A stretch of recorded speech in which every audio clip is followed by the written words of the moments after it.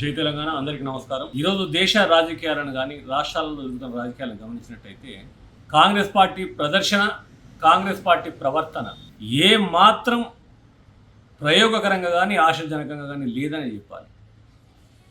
ఏదైతే ఈ Congress party ground లెవెల్లో పూర్తి స్థాయి ఓటు బ్యాంక్ కోల్పోయిన సందర్భంలో డైరెక్టు ఇండైరెక్ట్గా మరొక జాతీయ పార్టీగా ఉన్న భారతీయ జనతా పార్టీకి 100కు 1000% మేలు జరుగుతూ ఉన్నది దాని ప్రవర్తనతో.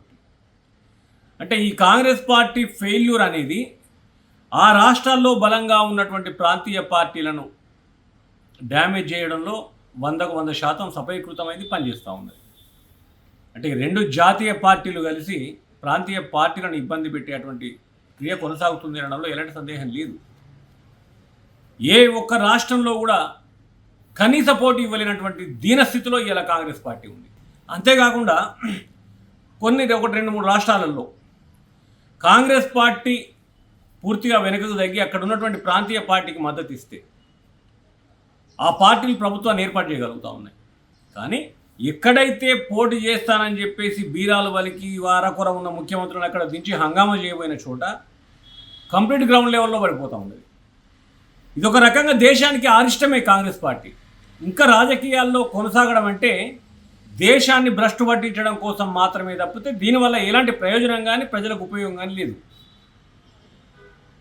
కాంగ్రెస్ పార్టీ బీజేపీకి తోక పార్టీ లెక్క తయారైంది.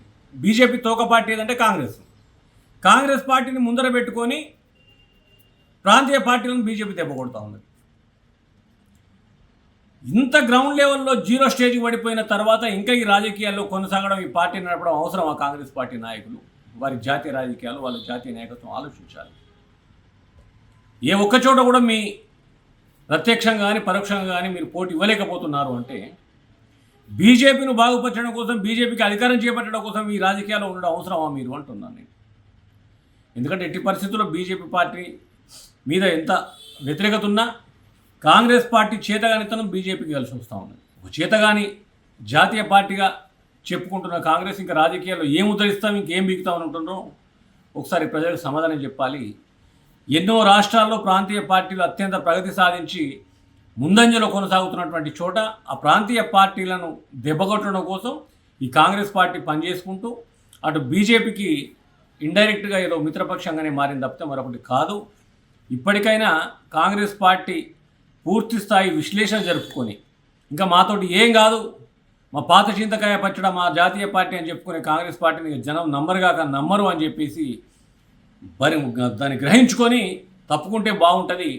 100కు 100% దేశ రాజకీయాల్లో ఏదైతే ఎన్డీఏ, యూపీఏ అనేవి కొనసాగుతున్నాయో వీటికి ప్రత్యామ్నాయంగా మరొక కూటమి తయారై ఒక బలమైన కూటమిగా మారి దేశాన్ని కాపాడితే తప్పితే ఈ రెండు జాతీయ పార్టీల్లో దేశ సంపద కానీ దేశ అభివృద్ధి కానీ జీరో స్టేజ్కి వైడిపోయే పరిస్థితి ఉంది అనే విషయాన్ని ప్రతి ఒక్కరు ఇలా గమనిస్తూ ఉన్నారు, ప్రతి ఒక్కరు చెప్తా ఉన్నారు.